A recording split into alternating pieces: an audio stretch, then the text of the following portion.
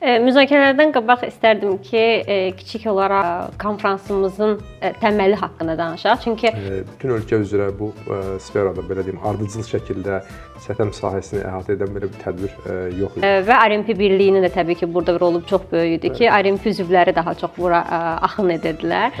Əslində götürsən ki, tədbirin önəmi barəsində çox danışmaq olur. Əslində pandemiyadan da faydalandıq. Webinarlar, onlayn tədbirlərimiz oldu və o şəkildə davam etdi. Bizim üçün tədbirə gələn hər bir qonağın fikri bizim üçün çox dəyərlidir.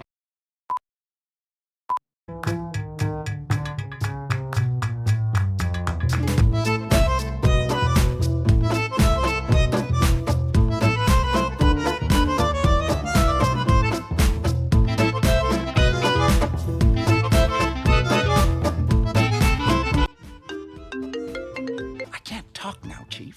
I'm making a TV show. Hər vaxtınız xeyir, hörmətli Kök Səbəb izləyiciləri. Bugün 4-cü sətəm konfransı barəsində danışacağıq.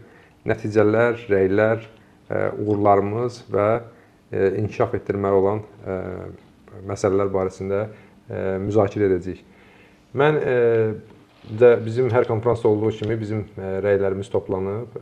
Yaxşı olar ki, əslində elə rəylər əsasından gedək, o rəylər üzərindən müzakirəmizi aparaq. Buyurun Günay xanım. Müzakirələrdən qabaq istərdim ki, kiçik olaraq konfransımızın təməli haqqında danışaq. Çünki Azərbaycanda ilk dəfə olaraq sətəm sahəsi üzrə ilk tədbirimizi, illik sətəm tədbirimizi, yəni başlığı da bu şəkildə qoyduq. Çünki bilirdik ki, bunun davamı gələcək. 2019-cu ildə biz sətəm tədbirinin ilk təməlini qoyduq və bu təməli qoyarkən sizin bu təməldə çox böyük rolunuz oldu, açığı. İndi mən çox istərdim ki, bu uğur haqqında danışaq. Biraz keçmişə qayıdaq, bir tık belə istərdim ki, o haqda ətraflı məlumat verərdiniz ki, bu uğura necə nail olduq və hər il olaraq 2025-ə qədər hər il bu tədbiri keçirdik. Kiçik bir uğurumuz haqqında danışmağınızı istərdim. Günay xanım, çox sağ olun.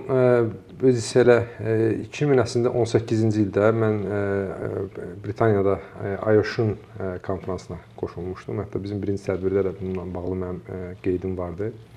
Əslində bu fikir var idi bizdə. Sadəcə olaraq model necə edəcəyik, hansı formatda edəcəyik. Əslində bu IOSH konfransı bir baxımdan da mənim öz peşəkar inkişaf baxımından mən ki, həmişə bu tədbirlərdə iştirak edirəm, qoşuluram.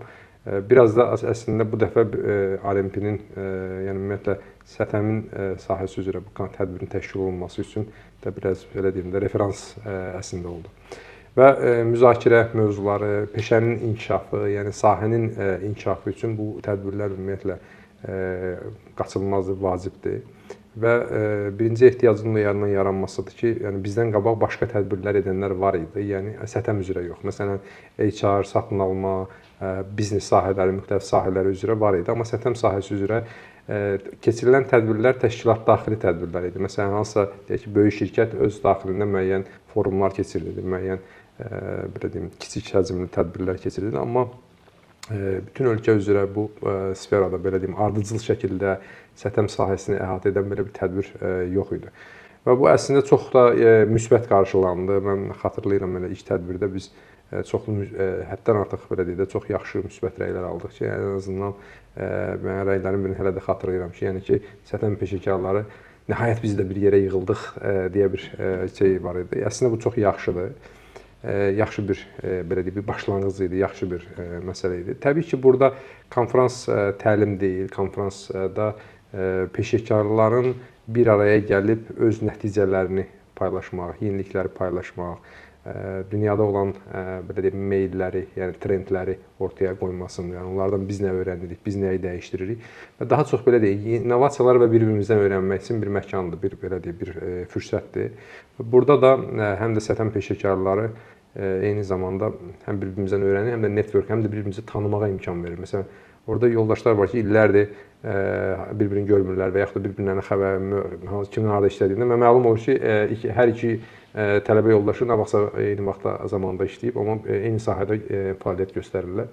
Yəni, bu da əslində networkingin üstün tərəfi odur ki, sətəm sahəsi üzrə ortaya çıxan məsələlərdə artıq mütəxəssislər kimlə məsləhətləşmək olar, kim hansı sahədə işləyir, bu baxımdan da yaxşı fürsətlər yaradır. Məsələn, əgər proses təhlükəsizliyi ilə bağlı bir məsələ çıxırsa, artıq o tədbir iştirakçıları bilir ki, məsələn, burada hansı şirkətlərdən qoşulanlar var idi, kimin də proseslə bağlı hansı işlər görülüb, məsələn, kimə zəng vurub soruşmaq olar. Yəni bu hər 4 tədbirdən sonra mən bunu həmişə şahid olmuşam ki, yoldaşlar soruşur ki, məsələn, filan şirkətin nümayəndəsi ilə əlaqə saxlamaq istəyirəm. Çox yaxşı təqdimat olmuşdu və yaxud da ki, bu çox yenilik, yaxşı maraqlı yeniliklər var idi. İstəyərdim ki, onlardan bir-iki məsələ var, aydınlaşdırım, öyrənim və yaxud da suallarımı biraz daha belə deyək də, irəliyə götürəcək cavablar almaq istəyirəm. Yəni bu baxımdan təbii ki, faydalıdır. Həm qanunvericilik nöqteyi nəzərindən, həm ümumiyyətlə səthəm təcrübəsi paylaşım baxımından çox faydalı bir şeydir. Yəni formalaşma baxımından artıq səthəm sahəsində çalışan hər kəs, yəni səthəmə əlaqələndirən hər bir şəxs açığı burada toplaşırdı. Çünki bilavasitə sadəcə olaraq səthəm sahəsi yox, səthəmlə əlaqəli sahələrdə iştirakçıların gəldiyi görsənirdi və RMP birliyinin də təbii ki, burada rolu çox böyük idi ki, RMP üzvləri daha çox bura axın edirdilər. Həm çox maraqlı bir şərhim olacaq. Mən ən bacarmadığım tərəfdən sual verdi siz əslində. Mən gördüyüm işləri və özümü tərifləməmək kimi bir necə deyim, zafiyyətim var. Necə deyim, ona görə biraz bəlkə də sualı tam o əslində tədbir nə qədər faydalı. Mən daha çox belə deyək də tədbir iştirakçılarından aldığım fikirləri bölüşdüm. Ancaq əslində götürsən ki, tədbirin önəmi barəsində çox danışmaq olar. Yəni sadəcə faydalı öz gördüyümüz işi tərifləməmək xatirinə mən demədim bəzi şeyləri, amma təbii ki, yəni mən o rəylər özü elə əslində bunların bəzi belə deyək, müəyyən mənada fikirləri əks etdirirdi. Bəli, ilk şeydir, gözəl alındı və deyərdim. Arada pandemiya fasiləmiz oldu. Sonra belə deyək, müxtəlif məkanlarda elədik. Arada forumlarımız da oldu, bir neçə forumumuz. Əslində pandemiyadan da faydalandıq. Webinarlar, onlayn tədbirlərimiz oldu və o şəkildə davam etdi. Sadəcə olaraq belə deyim də, 2019-dan bəri bu ilə kimi uğurlarımız davam etdi və bu ildə əslində tədbiri keçirdik, 4-cü illik səthəm konfransını.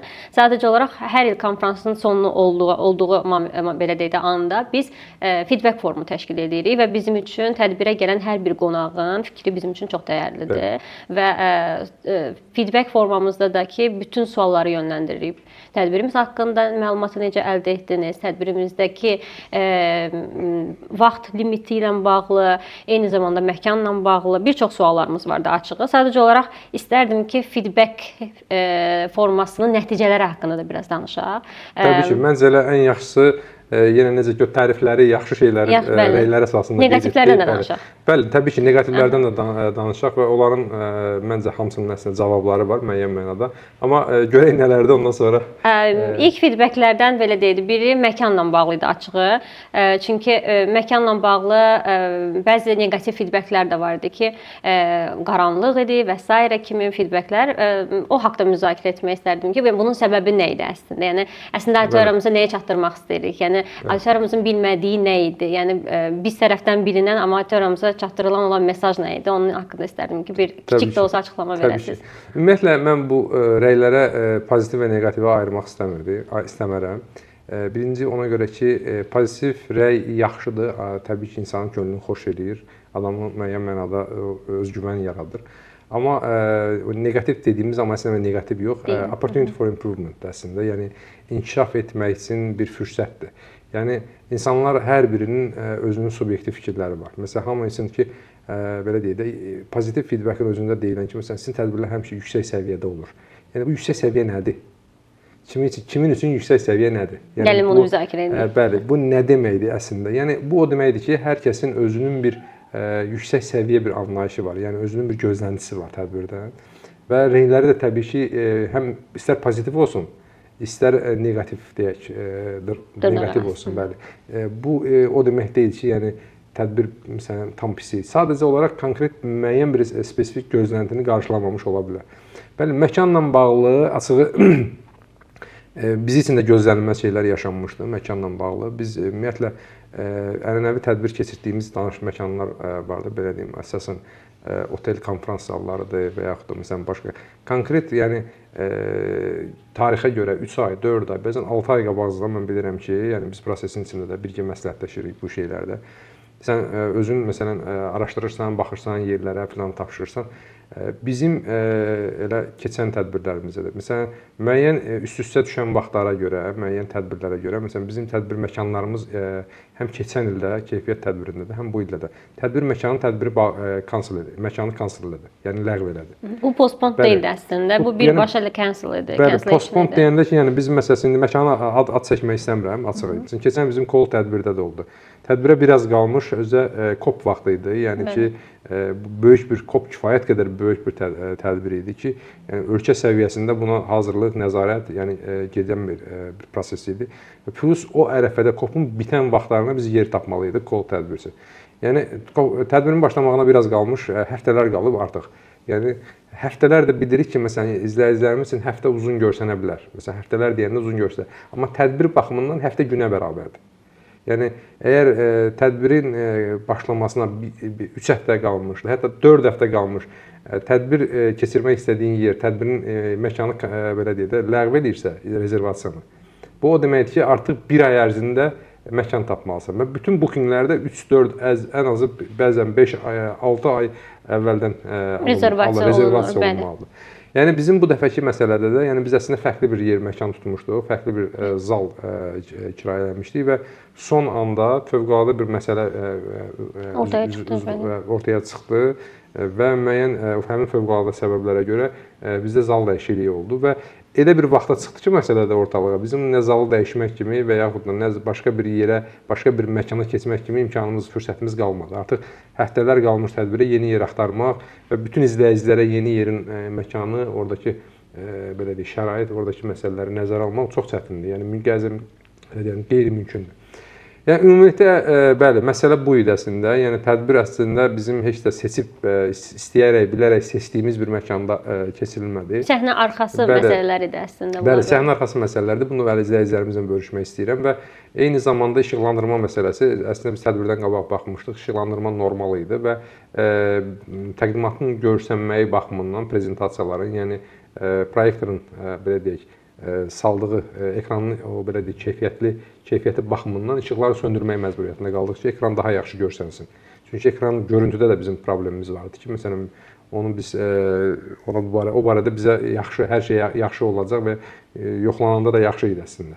Sadəcə bəzi təqdimatların rəng tonları, hazırlıqda məsəl üçün onu tam nəzarət etmək olmur ki, hamı şriftləri hansı rəngdə yazsın, şəkilləri hansı formada qoysun, hansı ölçüdə. Bəli, hansı ölçüdə qoysun. Ona görə bəzən o bizim o şeydə proyektorun rezolyusiyası ona imkan vermir ki, tam canlılıq yaratsın. Görünməyən şeyləri də effekti almaq üçün işığı söndürmək məcburiyyətində qalsın və təbii ki, bu da bir tərəfdən bir şey düzəldir, digər tərəfdən başqa bir şey problemə səbəb olur. Çünki bəzən iştirakçılar da yaxınlaşıb feedback verirdilər ki, işıq məsələn bir anda 2 feedback gəlirdi fərqli auditoriyadan və qeyd edirdilər ki, işıq çox güclüdür, üstümüzə düşür, görmürük və digər tərəfdən gəlib deyirdilər ki, məsələn, işıq çox zəifdir, görmürük. Yəni artıq belə deyək də məkanın belə deyək yaratdığı nüanslar idi ki, hansı ki onları çalışırdıq ki, həll etməyə. Təbii ki, bunun səbəbi idi, izahı idi və bir qismən bizdən asılı olmayan bir səbəbi idi. Yəni biz yenə də əlimizdən gələni etdik ki, yəni tədbirimiz axsamasın, baş tutsun, davam etsin və istənilən gözlənilən nəticəni alaq. Amma nəticə etibarilə bəli, bu öyrənilmiş dərsdir. Yəni bu belə deyək də bunun bir necə deyim, üzr və yaxud da ki, bir şey yoxdur.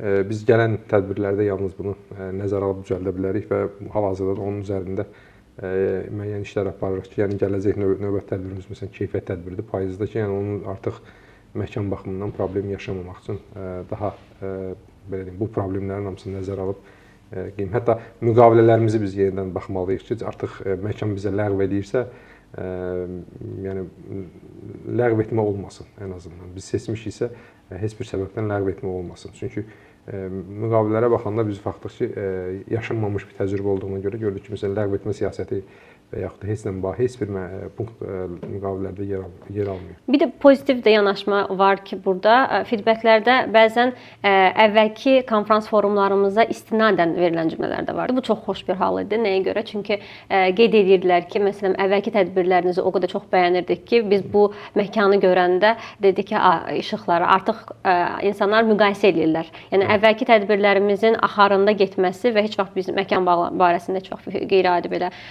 işıq danışıq və s. kimi neqativ belə deyək də feedbacklər almırdıq. Bu da hardasa belə deyim də məkanın yaratdığı nüanslar idi və biz çalışdıq, yəni əlimizdən gələni etdik, çünki başqa variantımız yox idi. Amma ki, bəli, bu xırda təkrarlanmaz bu şeylər. Bu xırda nüanslar. Ümumiyyətlə hər tədbir başqadır. Özün də Günel xanım sindəsən bu şeylərində belə deyim.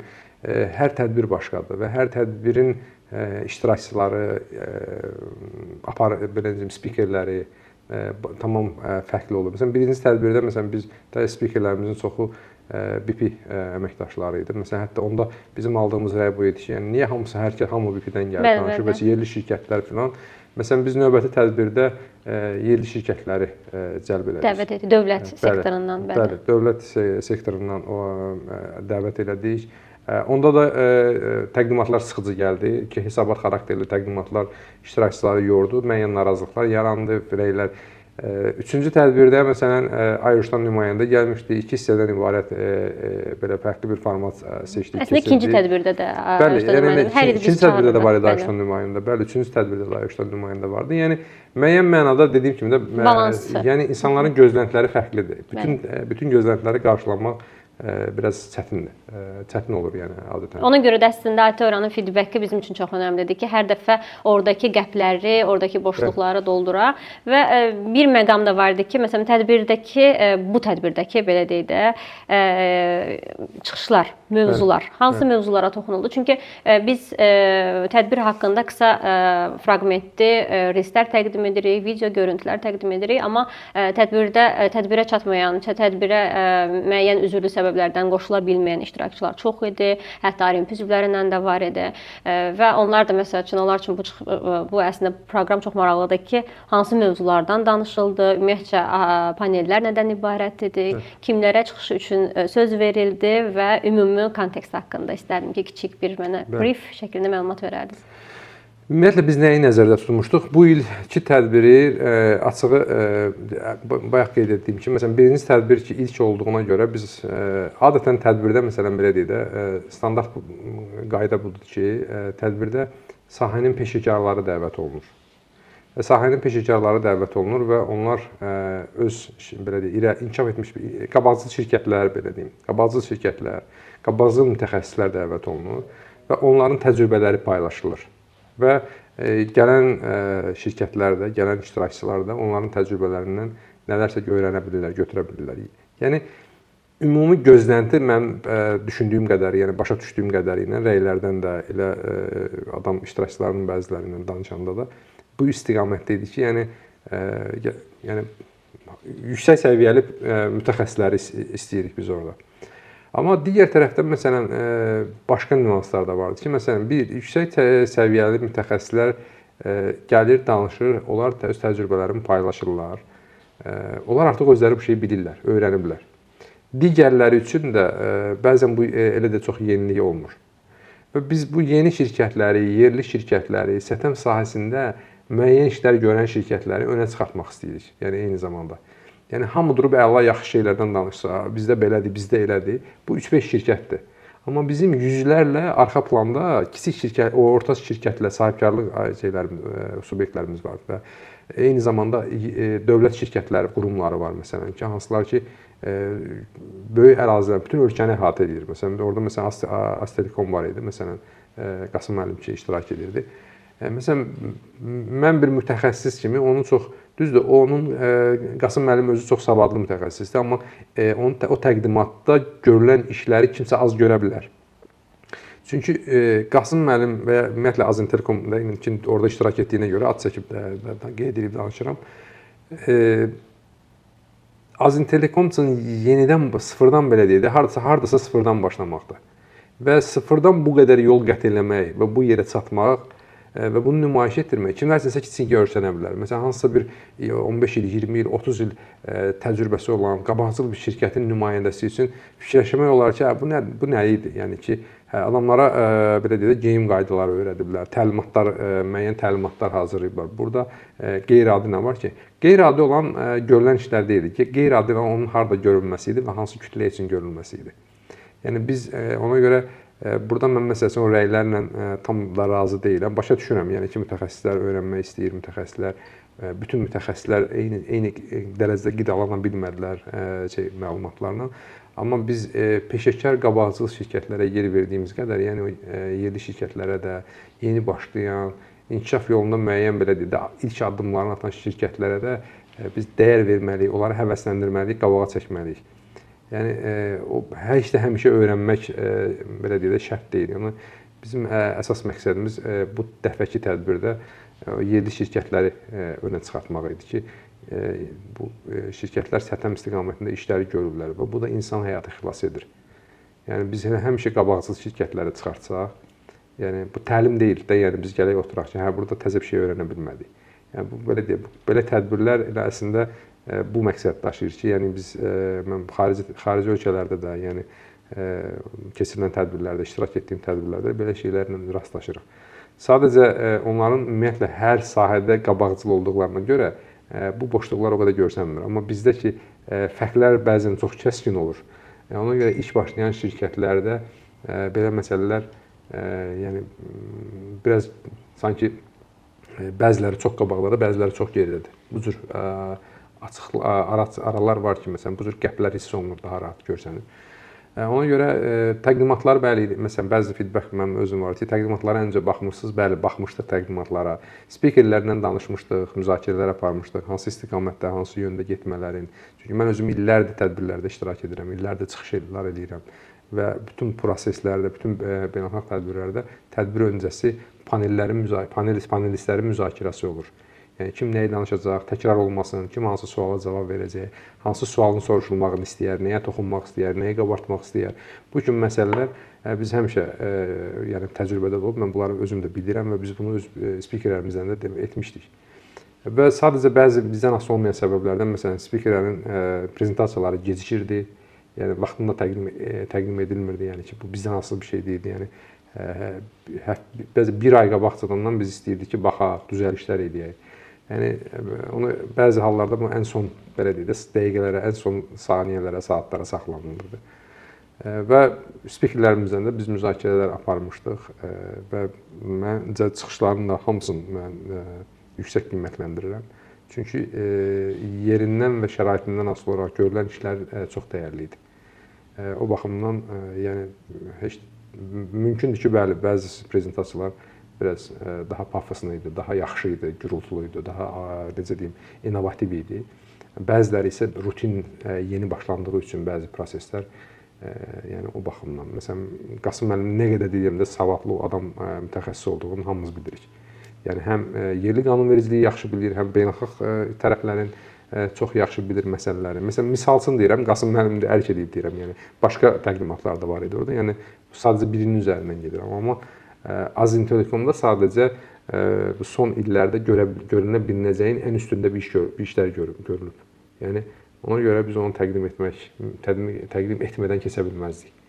Yəni ona görə biz heç də həmişə öyrənə bilmirik. Bəzən də kömək, dəstək olmalıyıq. Bəzən də bizim əl çalmağımız, motivasiya etməyimiz, onlara belə gördüyü xırda işləri işıqlandırmağımız nə qədər böyük təhlükələri, nə qədər böyük işlərin, gələcəkdə işlərin qarşısını almasına, problemlərin qarşısını almasına dəstək ola bilər ki, yəni artıq kiçik şirkətlərdə, yerli şirkətlərdə inkişaf edib gəlib həmin qabaqcıl şirkətlərin sırasını çatsın. Ona görə bəzən o seçim həmişə olacaq ki, yəni qabaqcıl şirkətlər də olacaq, yeni başlayanlar da olacaq. Yəni bu qaçılmazdır. Yəni kateqoriya məsələsi də, yəni müəyyən bir level var ki, hər kəs o levellərdən keçir və zaten də bizim tədbirimiz yaxşı, pis fərq etmir, təcrübələr üzərindən qurulur və təcrübələr müzakirə edilir və təcrübələrdən çıxarılan nəticələr müzakirə olunur və yeniliklərdən danışılır. Yəni səthəm sahəsinə hansı yeniliklər gəlib, kimin bundan xəbəri var və bu yeniliklərlə biz şirkətimizə nə verə bilərik? Yəni əsas məqamlar əslində bu idi və qoşulan universitetlər də var idi. Elə onlar haqqında da istərdim kiçik bir danışaq ki, yəni hansı universitetlər bizə qoşuldu və tədbirdə kitab təqdimatı da oldu. Ona da istərdim ki, bir xırda da olsa məlumat ötürək iştirakçılarıma, auditoriyamıza. Və orada bir də digər bir sualım olacaq ki, sorğu var idi. Yəni biz hər il olduğu kimi sorğu keçirirdik və eyni zamanda da quiz xarakterli yarışma keçirirdik. Kiçik bir bu haqqda da istərdim ki, fikirlərinizi bildirəsiniz. Sorğu nə ilə bağlı idi, mövzusu nə idi? Universitetlər iştirak edirdi. Bəli, bu bizim elə bu illərdə müəyyən etdiyimiz o tədbirlərdən çıxan tədbirlər vasitəsilə bizim müəyyən etdiyimiz boşluqların belə deyək, kökündən həll olunması istiqamətində aparılan işlər idi. Orada da təqdim olundu. Tədbirdə də bu barədə danışdıq ki, məsələn, müxtəlif AZMİYON-un nümayəndələri var idi, ADNUS-un nümayəndələri var idi və başqa universitetlərdən də, məsələn, müəllim heyət və ümumiyyətlə idarəedici tərəfi şəxslər iştirak edirdilər. Və burada əsas nədir? Yəni məqsədimiz nə idi? SƏTƏM sahəsi artıq universitetlərimizə tədris olunur. Bizim məqsədimiz o idi ki, bu neçə ildir, yəni bu tədris prosesində universitetlərə dəstək olaq. Yəni müasir biliklər, məsələn, dərs keçən müəllimləri biz ona görə daha çox sıx dəvət edirik ki, ora o tədbirlərdə iştirak etməyinə təmin edirik ki, onlar bu tədbirlərdən real həyatda nələr baş verir? Çünki reallıq budur da, yəni ki, bu günləri bizim universitetlərdə işləyən müəllimlərin çox az sayda da, bəlkə də barmaqla sayılacaq qədəri sənayedən gəlir. Yəni sənaye təcrübəsi var. Yəni sənaye təcrübəsi olanlar çox az olduğuna görə, yəni yüksək səviyyədə dərs tədris edirlər. Mən yəni insafla danışsaq, mən orada iştirak edən SƏTƏM müəllimlərindən çox razıyam və çox da yaxşı tədris edirlər. Sadəcə onların proqramları yox idi. Sadəcə onların kitabları yox idi Azərbaycan dilində. Sadəcə onlar real həyatda nə baş verir, bundan bixəbər idilər müəyyən mənada və bütün bu tədbirlərlə, bizim bu kitab təqdimatımızla, bütün o proqramların onlara verilməsi ilə, onlara təlimlərin keçirilməsi ilə, çünki bu dediyimdə orada da qeyd etdim, bu heç bir maraq güdülmədən aparılan bir layihələrdir, sosial layihələrdir ki, biz təhsilə dəstək veririk bir təşkilat kimi, bir qurum kimi. Yəni bu məqsədlə aparılırdı və mənə elə gəlir ki, məqsədimizə də çatırıq və bu günləri artıq bir neçə universitetdə bizim verdiyimiz proqramlarla, müasir kitablarla, müasir SƏTƏM haqqında belə deyim, tələbələr tədris olunur və onlar təhsil alırlar. Yəni artıq bu o da deməkdir ki, yəni bütün mühəndislik sahəsindən çıxan tələbələr artıq SƏTƏM-in nə olduğunu və SƏTƏM nə üçün vacibdir, onların içində SƏTƏM-in rolu nədən ibarətdir, bunu biləcəklər. Bu da məncə artıq bir addım onları başqalarından daha fərqli edəcək. Yəni mühəndis də tamam, mexanik də tamam, elektrik də tamam. Amma hər bir işin təhlükəsizliyi aspekti var və artıq o düşüncə tərzini formalaşdıracaq. Mənə elə gəlir ki, bundan böyük uğur yoxdur. Həqiqətən də. Və belə deyək də, universitetlərlə yanaşda ikinci sualım idi ki, sorğularla bağlı. Bəli. Sorğularımız var idi. İlk öncə sorğularımızı verdik auditoramıza və hər kəsin, təbii ki, sorğularda şkalalar görsənirdi, qrafiklər görsənirdi və maraqlı idi ki, hər kəsin fikri. Sadəcə bu sorğular nə ilə bağlı idi? Yəni auditoramıza hansı sualları yönləndirirdik? Biz sorğu keçiririk. Əslində bizim sorğumuz orada iki istiqamətli idi. Bir korporativ təşkilatlarla. Bizim məqsədimiz belə deyim də, orada biz keyfiyyət keçən ildən başladıq bunu. Keyfiyyətdən başladıq. Bu ildə SƏTƏM-lə davam elədik. Yəni bu hər il davam etməsini planlaşdırdığımız bir şeydir ki, yəni təşkilatları işıqlandırmaq məqsədi ilə. Yəni burada heç bir təşkilatından heç bir maddi tələb güdülmədən onlar öz SƏTƏM performanslarını nümayiş etdirmə imkanı yaranır. Yəni burada da biz suallar göndəririk onlara tədbirdən aylar öncə və onlar o sualları, yəni sorğunu cavablandırırlar və sorğuya verilən cavablara əsasən seçilən şirkətlərdə biz vizual görüşlər keçirdirik ki, yəni o sorğuda verilən məlumatları doğrulamaqdan ötürü. Yəni və onun əsasında da müxtəlif nominasiyalar üzrə biz həmin təşkilatları qiymətləndiririk. Yəni bu da o deməkdir ki, təşkilatlar artıq hansı istiqamətdə inkişaf ediblər, hansı istiqamətdə belə deyim, cəhdlər qoyublarsa ortaya, yəni bunların işıqlanmalıdır, bunlar görsənməlidir ki, onlar niyə görə? Məsələn, Qarabağda fəaliyyət göstərən şirkətlər var idi orada. Yerli burada məsələn aparılan şirkətlər. Bəzi şirkətlər var ki, məsələn konkret yeni bir innovasiya ilə çıxış edirdilər ki, məsələn baxırsan çox sevindirici bir şey. Məsələn, hansısa bir konkret proqram təminatı ilə çıxış edirlər, SƏTƏM proseslərinin sənədləşməsini yüngülləşdiriblər və yaxud da yeni bir metodika tətbiq ediblər, yeni avadanlıq tətbiq edirlər, quraşdırırlar. Və bunlar hamısı bu istiqamətdə insanların həyatını qorumaq istiqamətində aparılan işlərdir və biz bunları qiymətləndirdik bir istiqamətdə. Digər istiqamətdə isə fərdi iştirakçılardan bağlı idi. Yəni konfrans iştirakçıları. Onların arasında sorğu keçirmək və sətəm sahəsində birinci sorğumuz sətəm sahəsində olan sətəm peşəsinin problemləri ilə bağlı idi ki, müəyyən orada biz suallara cavablandırmaqla, orada doğru səhv cavablar yox idi təbii ki. Suallara cavab tapmaqla biz ona nail olmağa çalışdıq ki, yəni görək sətəm mütəxəssislərinin inkişaf etdirilməsi üçün hansı boşluqlar var.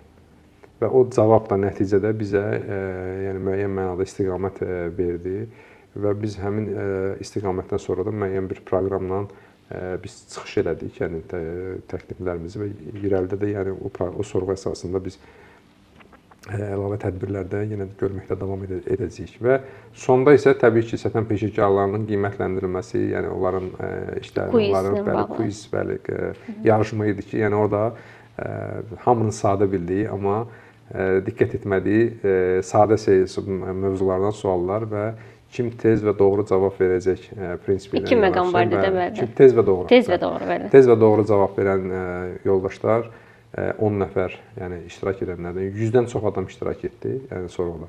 Və 10 nəfər qalib elan olundu və o qaliblərdə biz 4-cü sətəm konfransı və dünya beynəlxalq sətəm gününə sorulmuş belə deyək, hədiyyə mükafatlarla təqdim etdik. Mükafat demişkən, yeri gəlmişkən, orada mükafatlandırma belə deyək də panelimiz də var idi ki, hansı ki şirkətlərlə bağlı idi və orada müəyyən kateqoriyalar üzrə şirkətlər bölünmüşdü ki, onların da öncədən auditin nəticələri sayəsində mükafatlandı. Məsələ idi. Orada bəli müxtəlif nominasiyalar yarandı və bizə keyfiyyətdən olan var idi. Biz əslində nominasiyaları təxminən bu cür kateqoriyalaşdırmışdıq ki, yəni kimsə əladır, ancaq əla yaxşı olanlara nəsə verək. Çünki audit nöqteyi nəzərindən var belə uyğunsuzluqların növləri var da, belə deyim. Yəni birdən-birə heç kimə məsələn şirkət var ki, məsələn nəsə etməyə çalışır. Yəni inkişaf yolunda irəliləyir. Yəni inkişaf etməkdədir. Şirkətlər var ki, məsələn inkişaf ediblər, məsələn konkret müəyyən sahədə nəticələr göstərirlər. Və yaxud da şirkətlər var ki, məsələn daha da irəli gediblər, məsələn innovasiyalar yaradıblar. Məsələn xüsusi fərqli sahələrdə sistemlər qurublar, fərqli sahələrdə innovasiyalar yaradıblar və biz bunların hamısını özünə uyğun müvafiq kateqoriyalarda qiymətləndirdik, nominasiyalarla qiymətləndirdik. Yəni yalnız innovatorlar yox. Yəni çünki bəzi şirkətlər, məsələn, bəzi araşdırmalarda baxırıq ki, məsələn, bəzi şirkətlərdə məsələn, baxırsan ki, heç nə yoxdur, heç nə də etmək istəmir. Amma hədiyyə almaq, amma belə deyək də, mükafat almaq istəyir. Təbii ki, mükafat almaq istəyir ki, təltif olunsun. Amma reallıq olmalı. Məsələn, baxırsan ki, A nöqtəsindən B nöqtəsinə qədər gəliblər, müəyyən tədbirlər, planları var, sistem qurublar, sertifikasiyadan keçiblər, yaxud da məsələn, müəyyən çatışmamazlıqlar var, amma iş görülür. Yəni iş görülür. Onlar ona görə təltif olunur ki, məsəl üçün onların commitmenti var. Yəni onların öhdəlik götürüblər ki, daim inkişaf yoluna öhdəlikləri var və onu da baxırsan ki, icra edirlər. Yəni ona görə o nominasiyada biz onları da təltif edirik ki, yəni həvəsdən düşməsinlər. Belə deyək də, bəli. Ən azından, bəli. Amma bu həqiqətən də belə deyək, tədbir olduqca proqresli idi, olduqca şirkətlər tərəfindən də gözəl feedbacklər gəlirdi ki, bu kateqoriyalar üzrə bölünmüşdü, yəni standart nominasiyalar deyildi və hər şirkət digər şirkətlə də maraqlanırdı, açığı desək, mənə feedbacklər gəlirdi ki, hansı kateqoriyalarda o şirkət hansı nominasiya əldə etdi və s. Və həqiqətən də bu tədbirdə də pozitiv məqamlar çox idi. Xırda nüansları kənara qoysaq, təbii ki. Təbii ki, onların da yeri var. Mən deməzdim. Biz onlar, yəni izləyicilərimiz bizim səmimi yaxın dostlarımızdır. Yəni ki, mən hamısını eyni dərəcədə qəbul edirəm və onların hər birinin fikri şəxsən mənim özüm üçün maraqlıdır. Yəni nəticədə biz bunu edirik özümüz üçün yox. Yəni bunu edirik ki, bu sahə inkişaf etsin, bu mütəxəssislər, bu sahənin mütəxəssisləri inkişaf etsin. Yəni inanın ki, mənim o proqram yazdığımız, məsəl üçün kitablarımızı istifadə edən tələbələrim 95%-i mən tanımıram. Yəni hamısını sevə-sevə tanımaq istəyirəm əslində, amma yəni mövzu o deyil. Yəni demək istədiyim nədir? Demək istədiyim odur ki, tanımadığımız halda, yəni onlar da bizim dostlarımızdır. Onlar da bizim həmyerlilərimizdir. Necə deyim? Eyni ölkənin vətəndaşlarıyıq. Yəni biz bu sahənin inkişafına əsas marağımız, məqsədimiz bu sahənin inkişafıdır. Və sırf elə ona görə də məsələn artıq bu illəri məsələn mən bildiyim 4-5 dənə rəsmi tədbir var idi. Bizlə bərabər 4-5 rəsmi tədbir. Çox gözəl bir haldır. Yəni mən sevinirəm ki, əslində yaxşı şeyə səbəb olmuşuq. Yaxşı bir belə deyək, yaxşı istiqamətdə bir necə deyim, rəqabət yaratmışıq ki, hamı istədi ki, biz də eləyək. Yəni bu nəticə niyə də yox? Yəni bu sahə inkişaf etməlidir və burada heç bir maddi maraq yoxdur təbii ki. Ən azından biz üçün həmişə maddi maraq. Yəni burada əsas marağımız ümumi cəmiyyətin inkişafı, yəni səthəm sahəsinin inkişafı və insanların sağlamlığının və təhlükəsizliyinin qorunmasıdır. Yəni o baxımdan məncə kim bu istiqamətimiz bəllidir. Bəli, istiqamət bəllidir. Kim bu sahədə hansı işi görürsə, mən ancaq dəstəkləyirəm. Həqiqətən təşəkkür edirəm. Bu gün həqiqətən vaxt ayırdınız və biz müzakirə elədik tədbirimizi. Əslində tarixdən gəldik, 2019-cu ildən bu yana gəldik, amma feedbacklər çox önəmli idi və söz vermişdik iştirakçılarımıza, auditoriyadakı iştirakçılarımıza da ki, feedbacklərimizi müzakirə mütləq şəkildə eləyəcəyik və bu gün də auditoriyalar üzrə elə də edirik. Çünki hər bir kəsin fikri bizim üçün çox önəmlidir və nəticələr əldə edirik və üzərindən də ancaq improvement belə deyək. Bəli. Filmin sonunda həmişə belə bir şey olur. Filmin həmişə belə deyək də səhnədə olanlar görsənir, amma arxa fonda olanlar çox az görsənir. Sizin komanda və bir yerdə qızlar, yəni çox böyük zəhmətiniz var bütün bu tədbirlərdə. Yəni mən gözümü şahidiyəm ki, bəlkə də izləyicilər, bəlkə də o konfrans iştirakçıları, tədbir iştirakçıları bunu hiss etmirlər, görməyə bilərlər. Yəni çünki biz adətən tədbir görünən zaldır, spikerlərdir, müzakirələrdir, iştirakçılardır. Amma siz 6 ay öncəsindən nə qədər işlər görürsünüz, nə qədər zənglər edirsiniz.